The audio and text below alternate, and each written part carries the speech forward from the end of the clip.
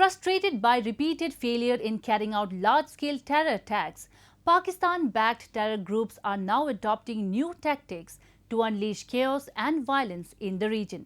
In recent months, Indian security forces have recovered several improvised explosive devices in the Kashmir Valley. This repeated and steady detection of IEDs points to a dangerous trend that should be probed thoroughly, and the perpetrators should be brought to book. In the past couple of months, several attempts to carry out attacks against Indian security forces in Kashmir have been foiled.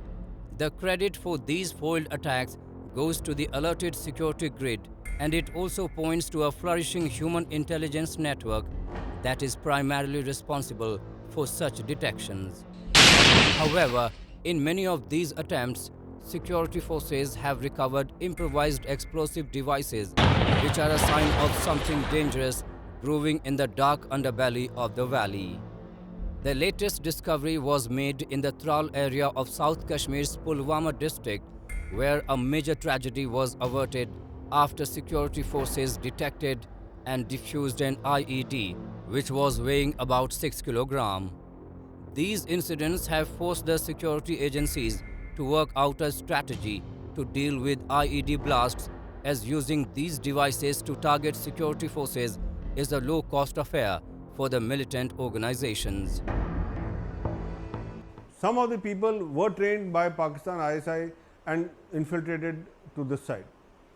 Now what has happened is that these IEDs, being improvised explosive devices, are made very easily, and the people who have the knowledge of doing it, till such time they are not brought to book, these sort of incidents will keep happening.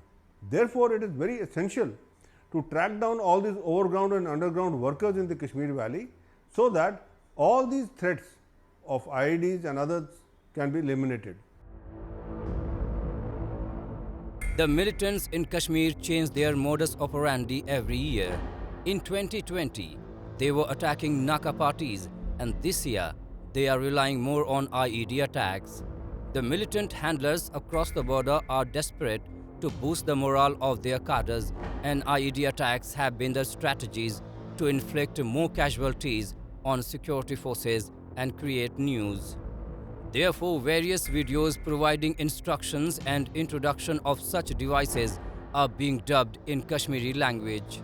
At a time when the security agencies have got a complete hold on the ground situation, it is surprising that the perpetrators are able to find the materials and the mechanism to carry out IED attacks on security forces.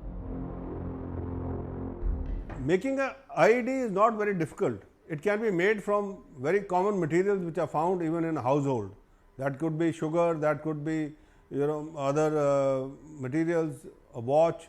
All these things are there mixed with some gelatin or some explosive device that is also available at the quarries or the other places. So that is how an IED is made. But the problem is that till such time, these people who are experts on making the IEDs, they are not identified and not brought to the book, this threat will always remain.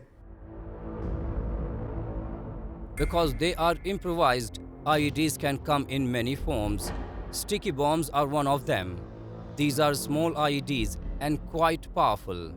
The bombs are particularly worrying because they can be easily attached to vehicles using magnets, potentially allowing militants to carry out assassinations or target military convoys that regularly crisscross the valley. Hence, security forces in Kashmir are redrawing their standard operating procedures and also advising the general public not to leave their vehicles unattended.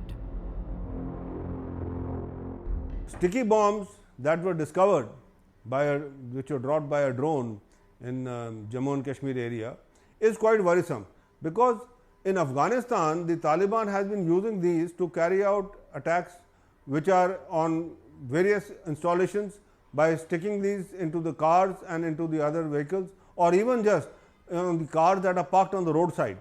Therefore, it is very essential that a complete overhauling of the system, that is right from you can say, the borders till the hinterland to prevent the income of these sticky bombs from drones or even otherwise.